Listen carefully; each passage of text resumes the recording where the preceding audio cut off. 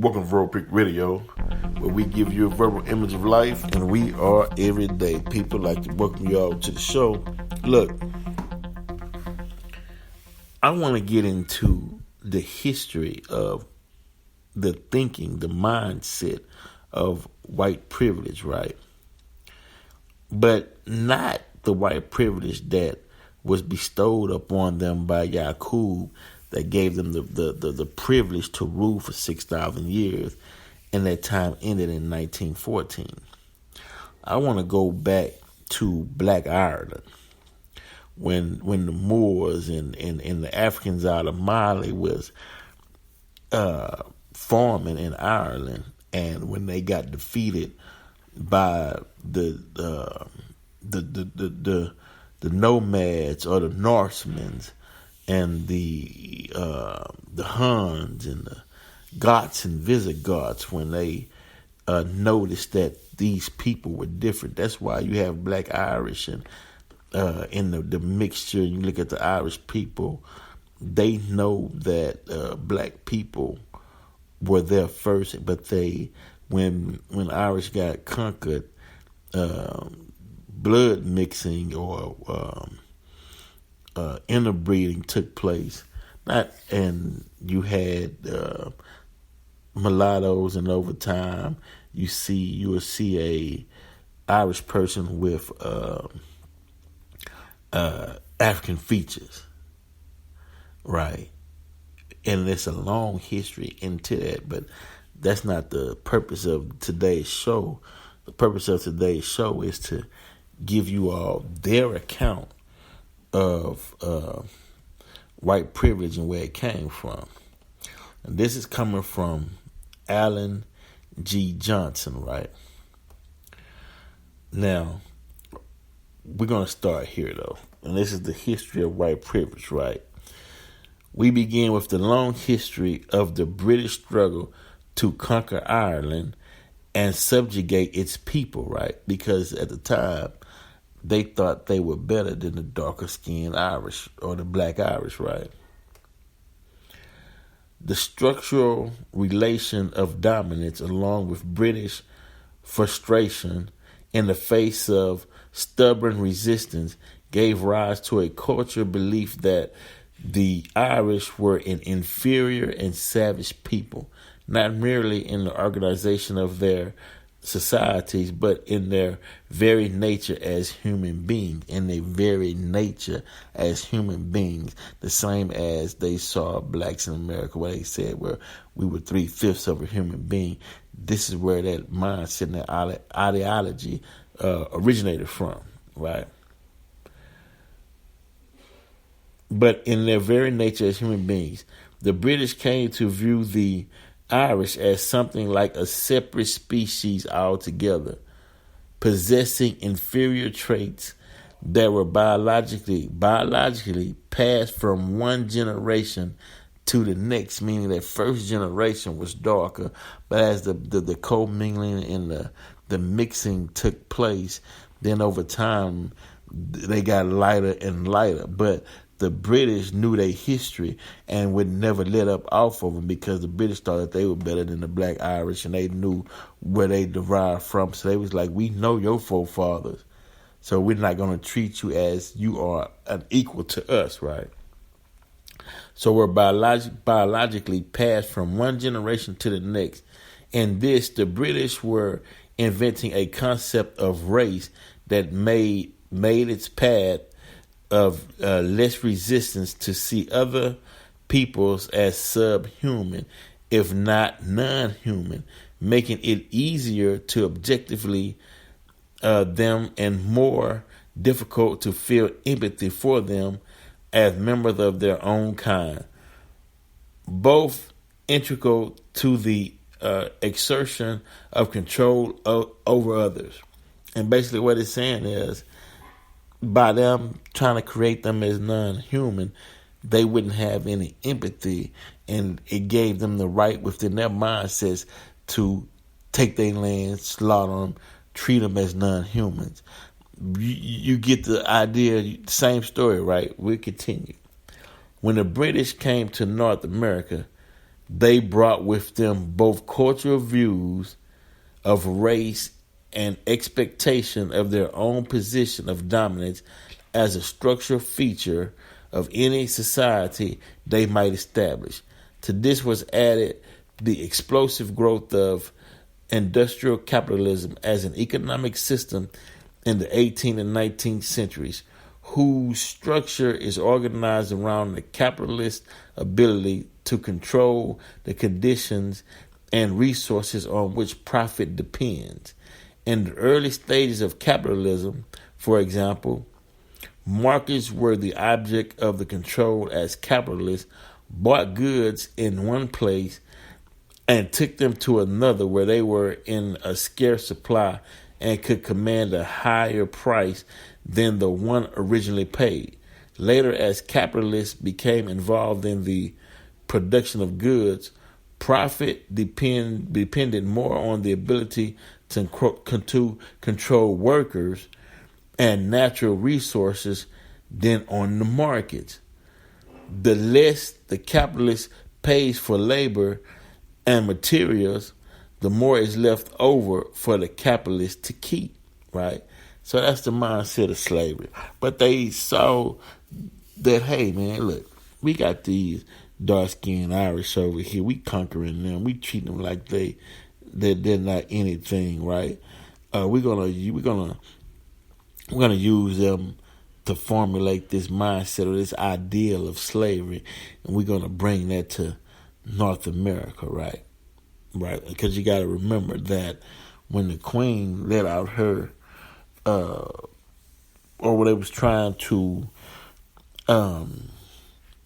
cultivate America, she opened up the prison gates and look, y'all go over there and build and send those taxes back to England, to the British. The ecology of North America lent itself to agriculture on a massive scale, and the capitalist demand for land and cheap labor far outstripped the available supply. Most of the land that was to become the United States was gained through a system of military and political dominance that relayed on deceit. I'm sorry, let me go back. I lost my place. Hold on, here we go. Okay. The United States was gained through a system of military and political dominance that relied on deceit, broken treaties, and military conquest that included the use of force, migration, and genocide, practices that today would be considered crimes against humanity.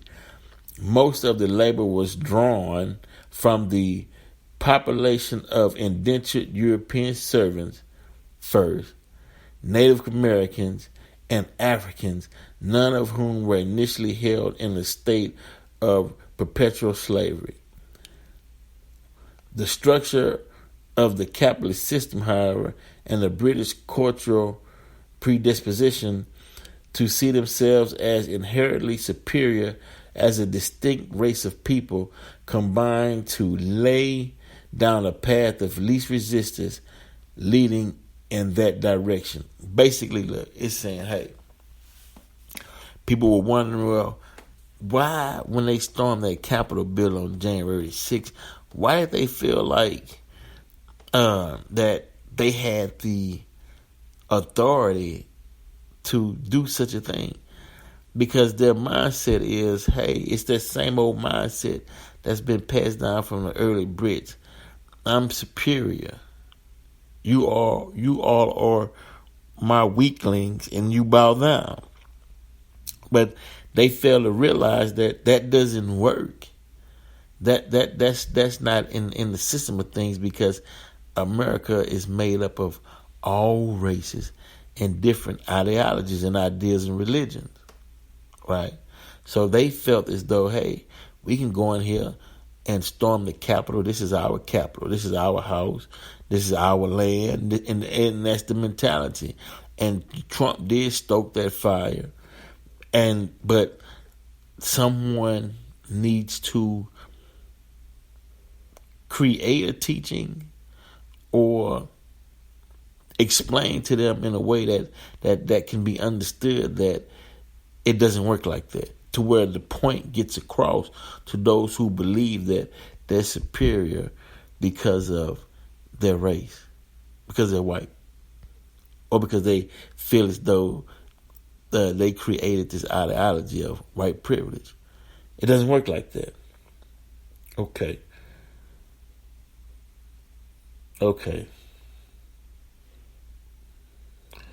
Attempts to convert indentured white servants to permanent slavery failed because most were from England and had too strong a sense of their rights as individuals.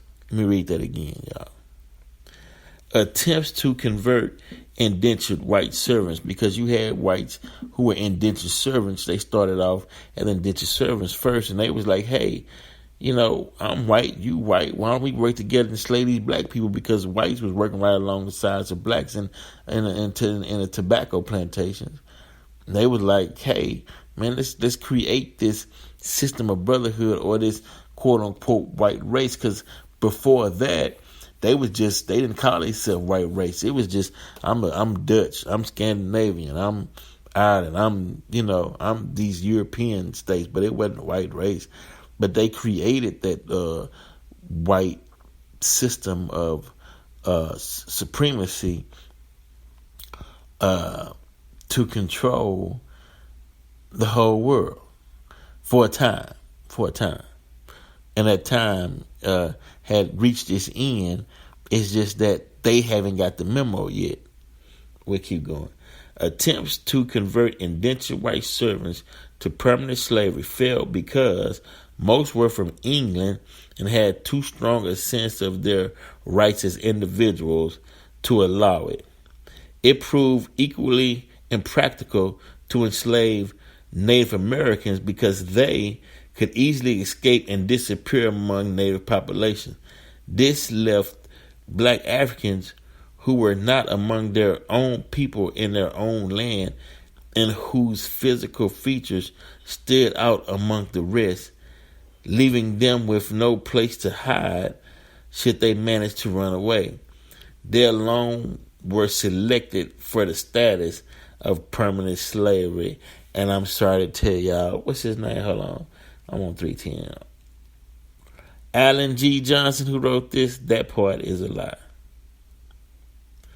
That part is a lie. I'm going to tell you why. Because you had dark-skinned Native Americans that were already here. And when they brought the Africans over to Americas on the slave ships, some of the Africans did run away into the North American tribes, and they couldn't tell the difference. That's why the original Native Americans with the darker skin, they enslaved them too. The lighter ones you seen came through race mixing over a period of time. But the first original inhabitants, Indians, all the way up through Mississippi and the old mix, were dark-skinned people. Go research it and look it up. Right. So, and he probably knows this, but you gotta mix a little bit of falsehood in the truth so the narrative can stay the same. But this time off, that's up to. Complicating the process, however, was the existence of the sacred culture text on which the fledgling U.S. experiment in democracy was founded. The Declaration of Independence and the Constitution with its Bill of Rights clearly contradicted practices such as genocide, conquest, forced migration, slavery, the buying and selling of human beings, and the denial of basic rights to dignity, self-determination, and freedom. To resolve the contradiction, the concept of race was invoked to create distinct cultural categories of white and non-white human beings. Native Americans, whose societies Thomas Jefferson had regarded as equal to those of Europeans, in some way superior, were increasingly regarded as socially inferior and doomed either to be absorbed into an English way of life or to disappear altogether. Right. First, Thomas Jefferson said in some respect the Native American was superior to the white man, right? But when you see these shows and movies, they call them savages, right? Then so their solution for the Native American was to absorb them into an English way of life or make them disappear altogether. Unlike Native Americans, however, Africans were held in perpetual bondage, extending to their biological descendants, and because of this, the concept of race was carried to an extreme by defining whites as biologically superior species and blacks as innately inferior and therefore incapable of learning or advancing themselves, right? Now, you set that up as the foundation of a teachings in an up-and-coming new society in building America, and you keep passing that mentality or that mindset along for generations, and then you come back and say, well, get it together, why you think certain ways, or why you feel you inferior. Well, you kept reiterating that mindset over and over to where it just took off on its own until someone had a superior knowledge that came July 4th, 1930, which we're getting ready to celebrate Savior's Day, and it broke it. Broke that ideology, saying, hey, wait a minute, that's wrong. This is what it's really about, right? So, hold on. Therefore incapable of learning or advancing themselves. The view, in turn, was used to justify holding blacks in a permanent status of subordination to whites on whom they supposedly were too dependent for guidance and discipline. And that's a problem today, because amongst white people, that mindset, that false narrative, been passed down for generations, and people were saying, well, you're not born a racist, right? And no, but it's like, it's put it like this. If you had a child, right, and say you spoke English, but you had a child and you let the child be raised by Spanish-speaking parents, then over time that child will learn Spanish. Will speak it fluently. You get what I'm saying? And so that was what the problem was. If you from the womb, when a black child is born, and you teaching a language of dependency, then that's what it knows. But it was what I'm saying is, it was purposely done. It wasn't done by accident. It was a common belief among whites that they were doing Africans a favor by bringing them to live their lives in service to whites as a kind of deliverance from an inferior and savage existence, right? And black people, we all know some old black folks who believe that their life is better off in America than what it was in Africa, because they thought that blacks in Africa were in the jungle swinging on trees with a bone in their nose. They created that lie too, right? Created it.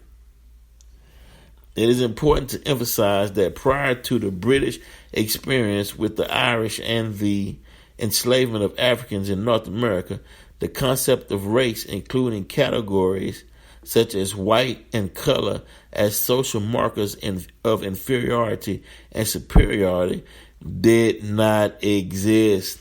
That's the point I was trying to make. They created it. They created the white supremacy and the race system, right? They created it. We didn't have it prior to that. It is important to emphasize that prior to the British experience with the Irish and the enslavement of Africans in North America, the concept of race, including categories such as white and color as social markers of inferiority and superiority, did not exist. Notice then how cultural ideas can come into being as a way to justify structural arrangements, and how those same ideas can go on to play a role in shaping other systems in various ways, such as the subordination of Africans and Native Americans when English migrants came to North America to make new lives for themselves. But basically what it's saying is, hey, when the English came to North America, they already thought that if you wasn't English, you were inferior. So they gave me the right to slaughter you and take your land because I don't see you as a human anyway. So and by me not seeing you as human anyway, I don't have no empathy for you. I don't have no love for you. So I just take what you got because I don't see you as nothing anyway. But did not realize that was a savage way of thinking. This kind of interaction among the various characteristics of social systems is basic to understand how social life happens. Everything is connected to and has the potential to affect everything else. So everything is connected to and has the potential to affect everything else. Structured patterns of dominance also operates among whites, of course, and the concept of race has played a role in this as well. In the 19th century, for example, whites in the upper classes carried out a campaign to encourage lower and working class whites to think of themselves as white, to make white an important part of their social identity. As a form of compensation for their miserable situation as workers, I may be poor, but at least I'm white. Since then, racial identity has played an important role in distracting white workers from the realities of capitalism by encouraging them to focus on race instead of social class. At the turn of the 20th century, for example, when the labor movement was at its peak, unions routinely excluded workers of color. When white unions went on strike to enforce demands for better working conditions, employers often brought in people of color as strike breakers, hoping white workers would channel their energy and anger into issues of race and away from the reasons that caused them to go on strike in the first place. Today, similar dynamics operate around issues related to affirmative action and immigration policies. Wow. So you've been hoodwinked. White people have been hoodwinked too. They created a system to make white people think that they were better because they were white and just focus on race and not on industry. And so you missing out on building a better brand or market for yourselves because you focused on race. But in reality, just you being white, how can I say it? Just you being white don't create industry. You being white don't turn lead into gold. You see what I'm saying? Things don't get done just because a white person just showed up on the scene and all of a sudden some miraculous structures and buildings and things is just A-OK. That's a false sense of reality. And that's another thing why folks are fighting at the Capitol building, because white people are starting to sense that they've been had. And they upset now. They've been lied to. But they would have caught that if white folks been listening to Farrakhan a long time ago, you wouldn't be in so much pain today. That's what I'm saying. All of this history has happened through the participation of individual people in social systems of various kinds, But it's important to note that none of it had to happen as it did. The characteristics of systems produce paths of the least resistance for people to follow. But there is nothing in nature of those paths that precludes the possibility of people choosing otherwise. There was overwhelming acquiescence and support for the doctrine of manifest destiny and the conquest of new territory and the practice of slavery. But there was also opposition.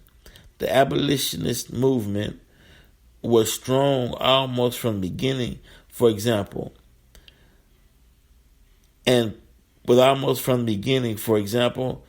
and protests such as Henry David Thoreau were willing to go to prison rather than pay taxes to fund a war against Mexico, instigated solely to enlarge the country by taking Mexican land. People who participate in social systems, in short, are not robots or puppets in relation to them. A system, structure, cultural, population, and ecological characteristics can load the odds in ways that create paths of least resistance, but the rest depends on what people choose to do from one moment to the next. Most of the choices we make are unconscious. In being in the nature of paths of least resistance to appear to us as a logical, normal thing to do without our having to think about it. This means, of course, that we can participate in systems in ways we're not aware of and help produce consequences without knowing it and be involved in other people's lives, both historically and in the present, without any intention to do so. I came to this awareness for myself through tracing my own family's connection to the history of the United States, including white privilege and racism. And the painting of Jesus white was all part of the plan. I mean, they created a system that worked. I mean, look at us today. We still talking about race. You see people storming the Capitol building, white, feeling like they had some type of privilege, and they was calling the Capitol building their home. They was calling America their land. They saying things like, we're going to take our country back. What do you do with them? Who was fed a lie? What do you do with all these people who believe, wait a minute, I'm special because I'm white? I was told that all my life. Well, yeah, man, but that was created as a system of dominance because they didn't like the black Irish and they wanted to get rid of them. And they created that, calling them non-human, and they brought it over to America, that ideology with them, and they advanced it and they add to it, and you got the Willie Lynch letters, and I mean, they really worked that thing to the fact of you got millions who bought into it, and they don't know what to do. They don't know what to do with them. And so what happens? You got, certain things about the insurrection, as they call it, that took place on January 6, 2021 at the Capitol building that I can't speak on right now. But I'm just simply saying, it's like Frankenstein or that genie. Somebody let it out and can't get it back in the bottle. Somebody created it and can't control it and don't know what to do. Right? So, for those that's listening, I don't know. I'm just here bringing you what took place and what happened. Right here on Verbal Pick Radio. We out.